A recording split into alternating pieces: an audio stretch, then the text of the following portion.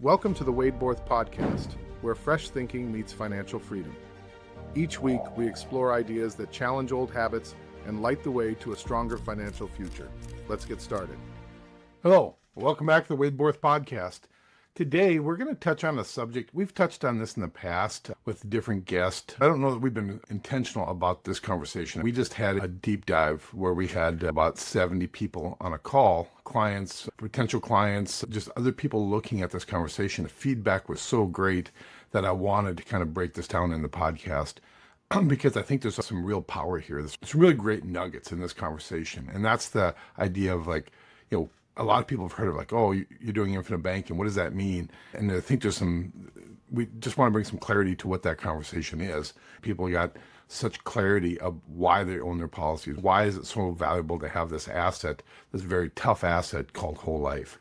And so what I thought I'd do today is just really walk through that discussion about what is it, what are the four stages of whole life, and what's the differentiator, and how do we move from phase 1 to phase 2 to phase 3 to phase 4 to the infinite banker? Because I think I don't say there's a lot of confusion, but there's a little bit of confusion. And when there's confusion, that's what I think holds people back, because they're unsure. They're not sure exactly why they would want to go to stage 2 or stage 3.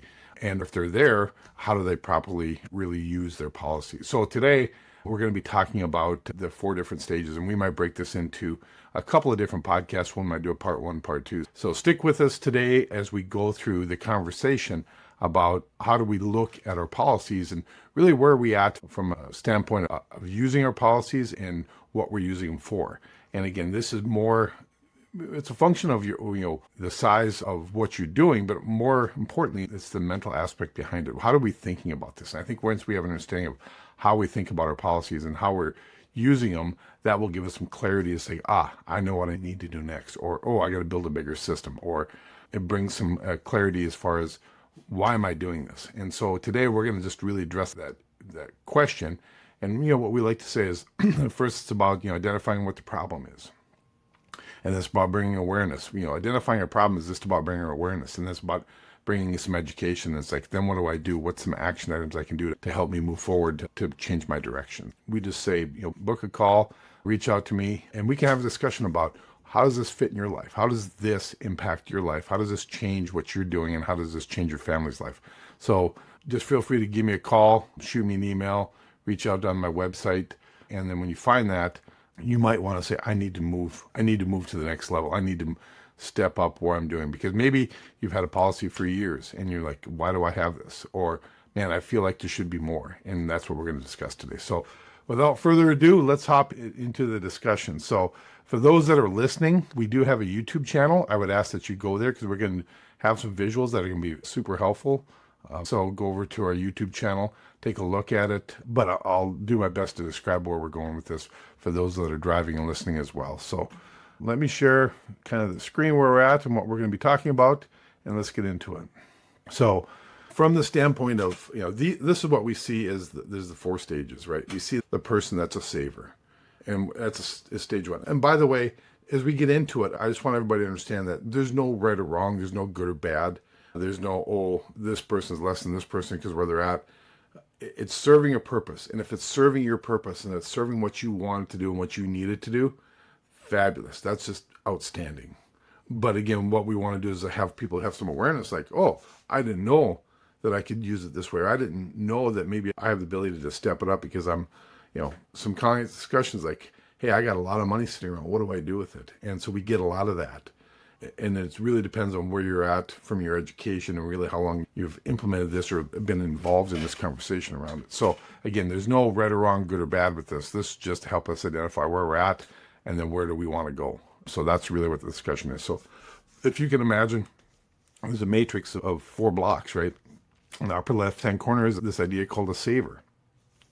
And then the next one to the right of that is stage 2, which we call the wealth builder. I've used it for a couple different things. We'll get into what it looks like. And then what we've seen is this idea of business, what we call business banker. And this is, and we'll get into this discussion as well, but the business banker can definitely be a powerful position to be in with your policies. And if you go to the lower right-hand corner in stage 4, this is what we consider the true infinite bankers. And these are, I would say this probably It's hard to define, but for people that are doing this, everybody might say, oh, I'm doing infinite banking. I would question, are you really doing that, or is that where you're headed? Because of the infinite banker, I really don't believe, I took a guess at this and said there's probably 10% of the people that are actually have their whole life policies are actually doing infinite banking.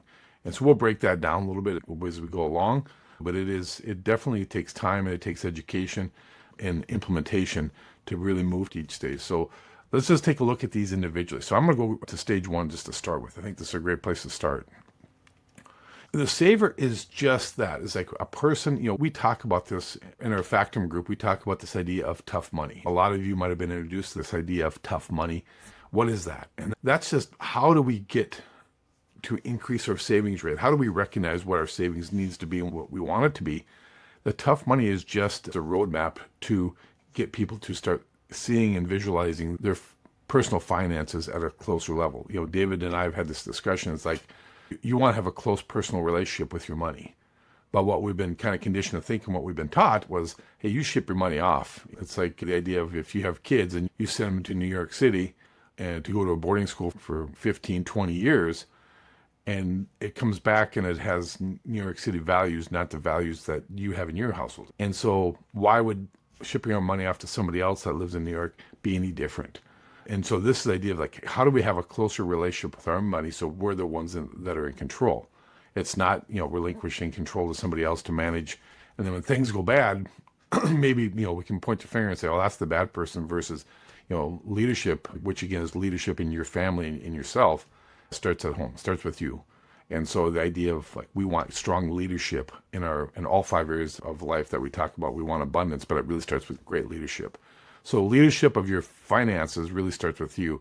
And so don't abdicate that responsibility and, quite frankly, the rewards of that to somebody else and let them lock it up. I mean, you're giving it off, giving the control off to the government. You're giving control off to BlackRock or somebody out in Wall Street. Would it be better served if it was closer to home in a contract that you controlled and you owned versus giving it to somebody else so they can take and they can use those dollars? Why not have it in your life so you can have it close to you? You can have some certainty. And this is really where the conversation starts, is this saver conversation. So what do I mean by saver stage one? And if you can imagine this pyramid, we talk financial education, financial awareness, and really saving strategies at the base. Right? We want to have a strong foundation of all the discussions. And in our previous podcast, we talked about this path of money. All money should flow through your savings. And from savings, then you can go do your investings, then you can go do your other things. But you got to create a pool of money first. And in Nelson Nash's book, Become Your Own Banker, he talks about the first third of the book is all about human behavior. We have to be able to save money. We have to be able to put money aside, create this pool of money before anything else good can happen financially. So that's the idea. And so what is that saver, and why do people put money in their whole life insurance?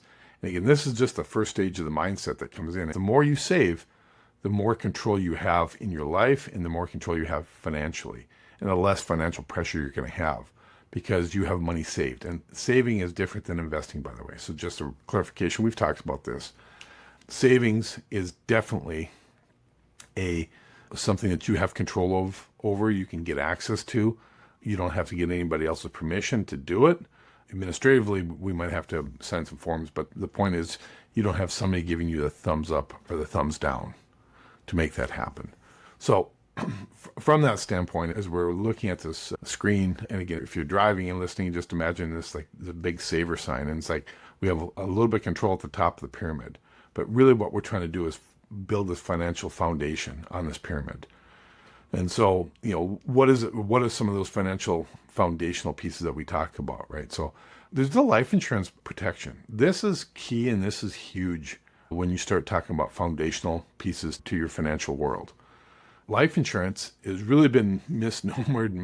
Nelson's often talked about it in his book. He talks about misclassification because remember, if you guys read his book, he was a forester by trade. So, you have a bit of botany in there. So he was talking about, do we misclassify things and they're not really what they say they are. Life insurance should be classified as a liquidity contract.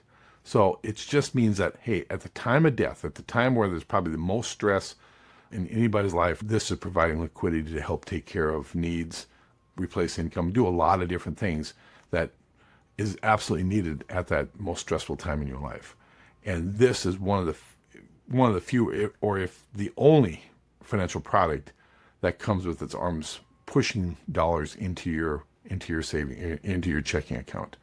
Where everybody else is trying to grab those assets and put their arms around your money, this is the asset that is a liquidity contract that says, hey, at the time of death, you signed a contract that at the time of death, we're going to do exactly what you wanted to do, which provide dollars at the time of death. So your kids can go to college, your wife can, or your husband can enjoy their retirement years or have their income, or my charity is funded the way I want it to. So the life insurance component is very important, and that's the liquidity contract at death.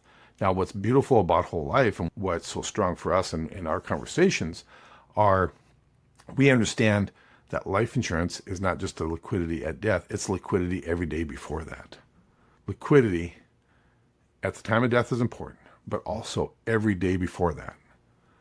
And people are going to say, what do you mean by that? And that's, once you start to understand, that will actually take you to stage 2. So we'll talk about that here in a short bit. But it is a liquidity contract that, you already know what the exit strategy of this contract is. You don't have to guess. There's not a time period, because it is going to pay at the time of the death, no matter when that is. Only product out there that can guarantee that. There's a lot of other financial products out there. There's a lot of other insurance products out there that you might think have those same guarantees, but they don't. This is the reason why we love and only use whole life for this conversation, is because it is the only one that guarantees to pay a death benefit no matter what. Life insurance protection is a key component to the saver conversation. And then the next part of this is like, what do you mean by saver? Well, if you have free cash or you have savings or you have an emergency fund, why not put it in an environment that brings you all these benefits? Think about the benefits that you get from life insurance. And we've done podcasts of the 8 benefits of whole life insurance. You get all these benefits. And if you put your savings dollars, your emergency dollars, you want to take it off the tax radar, put it in your whole life insurance policy. This is so important because you put dollars there, and then, like I said, it's off the tax radar. It's inside your contract. It gets a great rate of return. Again, I'm not talking about rate of return. It's like it gets a tremendous yield because it can contractually guarantee that those funds have to go up in value each and every month. There's not really another asset out there. I mean, think about even a high yield money market account. There's no contractual guarantee that they have to pay a certain interest. They're paying that maybe right now, but where were they at 3 years ago? Remember the talk and the thought and the conversation about negative interest rates, where if you put your money in the bank or you put your money in a money market account, it might actually go backwards because they were charging you to hold your money in a safe, secure location. Life insurance is the exact opposite. It has to go up. It has to go up in value. Now, how fast it goes up is obviously going to be dependent on the market, but it has to go up in value. So that's where this idea of the saver comes into play. And then you move into just alternate for wealth storage, improve efficiency of your money. Again, now you have your money doing multiple things. It gives you some protections. Again, it's part of a liquidity contract. It's got a great yield. It gives you the ability to borrow against those dollars and then continue to compound and grow. It's uninterrupted compounding on this contract.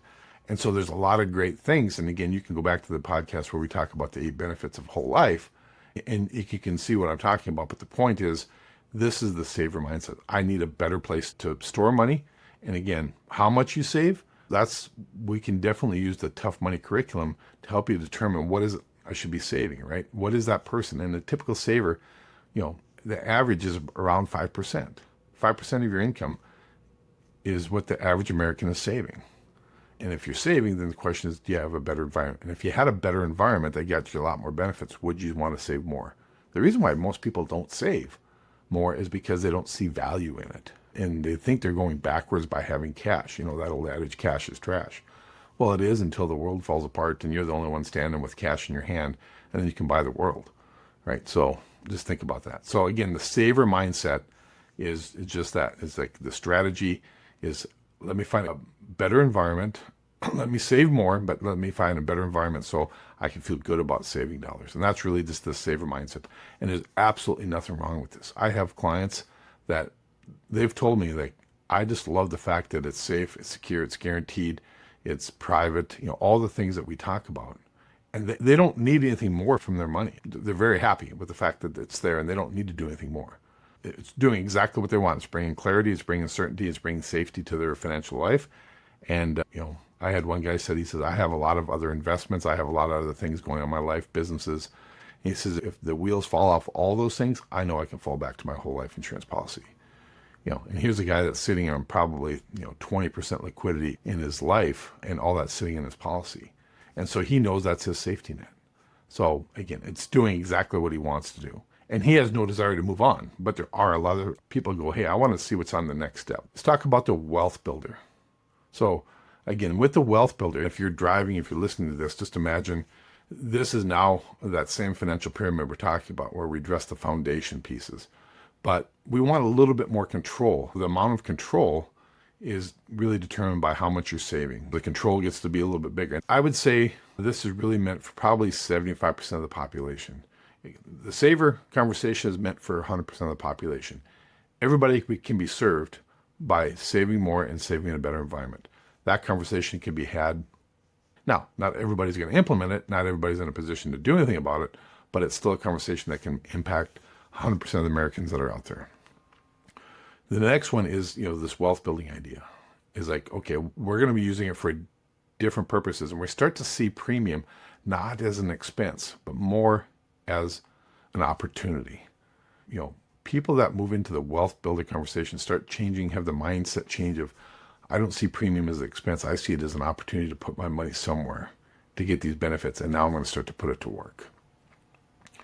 So again, life insurance is something that happens. When you start using it, then it's like, now it's just not going to happen for a death benefit. Now it's like, how can I use it along the way? So now it becomes a tool of use versus, again, it's still a liquidity contract, but now we're starting using the current liquidity benefits of whole life insurance.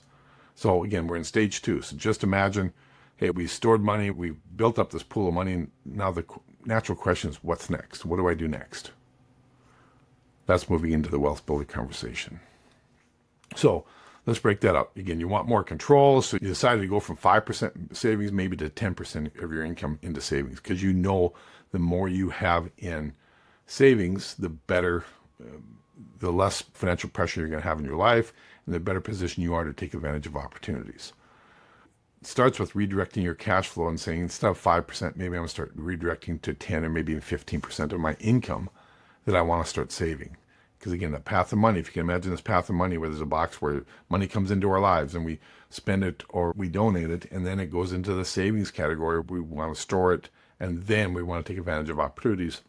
And that's called investment. The idea is you start redirecting some cash flow, more than the 5% you were doing as a saver category, but now you're 10 to 15% into this wealth builder category. And where we start to see it come into play is it typically starts with, not always, but typically starts with this idea of like, hey, I'm going to reduce some of my external debt. I have credit card debt, I have student loan debt, I have a line of credit, maybe Wells Fargo tried to pull in the past, whatever it might be. You might say, I want to start reducing some debt. But there is a hierarchy of debt that you want to get rid of.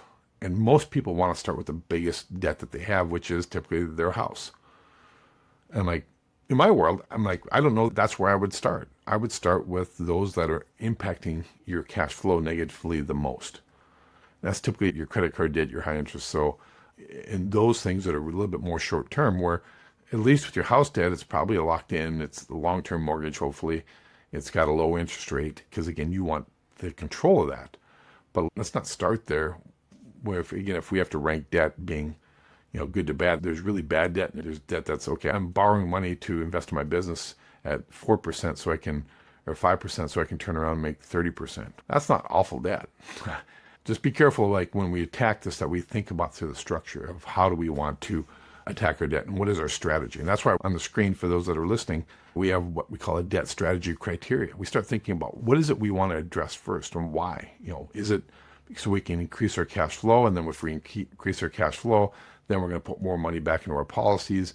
And so as we start freeing up some debt, then we say, oh, now I've freed up some cash flow and I've taken this debt from Wells Fargo or Chase or American Express, by owning debt to, now I bring it internally and now I own it and I can control it. And so once you start doing that and you get control of that and you start flowing those payments because you're willing to pay somebody else. Again, anybody that listens to my podcast knows that you got to love yourself more than you love Wells Fargo. You got to love your family more than you love Wells Fargo. And if you're willing to pay Wells Fargo or Chase or American Express, 23% on that debt, why wouldn't you do that to yourself? And make sure that money flows back into your system because you're willing to grow somebody else's system. So why don't you want to grow your system? And this is where the change starts taking place from that person that's the true saver into this wealth builder, because it's the mind shift that's changing, not so much the product. Although you're going to have a bigger system. You're going to want, more of your cash flow flowing into your policies and being stored there. So, and then once that happens, then you're going to say, let me start figuring out some investing criteria, investment strategy criteria. And what I mean by that is like, I have some ideas where I want to invest now because I have a big enough pool of money. And now I also have enough days of liquidity. I understand what my burn rate is. And these are all things we talk about in the Tough Money curriculum that we put together to help you understand this. So if you want to go through that curriculum, we have a great set of learning videos and a great workbook, and you can talk with me and we can lay out your plans. Like, how much money do I have and do I need to have in savings before I can go start investing? So I don't put myself and my family in danger, in jeopardy. How much savings or of that asset we call whole life in savings do we have compared to our investment or the rest of our balance sheet? Each person is going to be different. We had a client who had a discussion, like, I got 3 years of liquidity. Is that too much, too little? I said, I don't know, it depends on you. Depends on what your desired goal is. How much do you need to be able to sleep well at night? He says, I think I need 1 year liquidity. I said, okay, with that criteria, and we went through the workbook and we helped him figure out what his burn rate was. How much was he spending on expenses each and every day? And how many days did he want? And then that was the number that we kept. And he said, everything above that is really free game now to go find an investment strategy. And so he kept the money in his policy. And he's like, when I had an opportunity to do an investment, he wasn't in a hurry. He was able to take that, go buy an investment, and then find the right one. So that's part of the beauty of the whole life, is that you don't need to be in a hurry. You can store it there because it's a great place to store money. And when you do need it, you can access it and you can move along, go buy that investment. So his point was, it brought a lot of clarity to him about where or how much money he could be investing. He was looking at some crypto stuff and just had a lot of different ideas, but he was uncertain how much he needed to protect his family first. And we brought clarity to that. Once he found that clarity, then he goes, now I know how much I can go out and find other investments. And so it brought a lot of certainty to him, a lot of clarity to his financial picture. And he was definitely strong in this wealth builder conversation. And so this is really, now we start moving to the acceleration strategy, because we've taken control of the debt and now we're starting to look at, different investments. So again, this is stage 2. So if you can imagine this, 1 is the saver, stage 2 is the wealth builder. And this is a person that says, okay, I've controlled my debt. I have a strategy for my debt. I have a strategy for my investments. And I know how much I need to have liquidity to protect myself and protect my family. And anything above that, I can go ahead and invest. That's really where the wealth building conversation is. And how much you're saving will probably directly relate back to that, because now we're going to go from a 5% savings rate maybe to a 10, 15, or maybe even a 20% savings rate of your income. So if you got questions around that, let me know that, hey, I want to know more about this. We have some great content. We have some great videos. Again, it's more designed for us to have a one-on-one conversation, but that's where you can start, is through education. Because remember, it's about awareness. We've identified a problem, and then we want to find some education, bring awareness to it, and then let's apply a strategy to make that happen for you. So, stage 2, the wealth builder. Thanks for joining me today. Remember, small shifts lead to lasting change. Keep thinking differently, keep moving forward, and we'll see you next time.